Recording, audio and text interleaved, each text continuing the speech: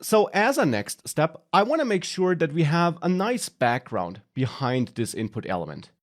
And for a start, I want to add a nice little color in the back, which we will then change to a gradient, which we will then change to a background image plus a gradient.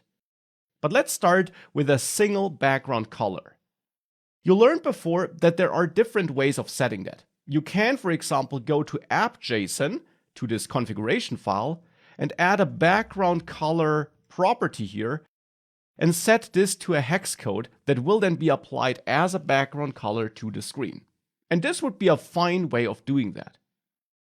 What I will do instead, though, is I will add a background color with help of a view.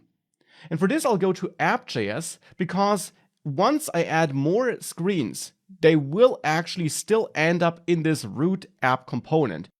So these different screens, which I will add later, will still share this app component as a root. So therefore, any background color we set here around this view, around this screen I mean, will be applied to all screens later once we start adding them to app. Therefore here, I will add a view around the start game screen, like this. Of course, for a view to work, we need to import it from React Native though, otherwise it's not available.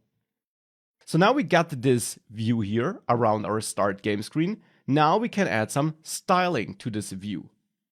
And for a start, I will add my screen or my root screen, whatever you want to name it, style object here.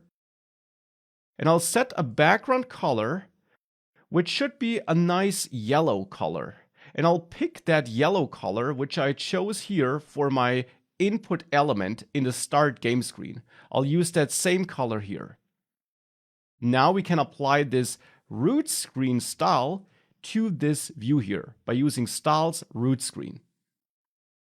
Now if we save this, it only covers this part at the top. And do you know why? Because it only takes up the space it must take up. By default, and that's really important to memorize, views only take as much space as they need to fit their content into themselves. And the content of this root view is this start game screen, which in turn is just this input area. So it's this input box plus the margin reserved by this input box. Now, if I want to apply this color to the entire screen, what can we do? Well, we can use flex1. If we add flex1 here, this container, this view which receives this style, will take up as much space as available. So by adding flex1 here, now everything is yellow. So that's how we can add such a background color with a view. It's a nice first step, but as a next step, we will switch to a gradient instead.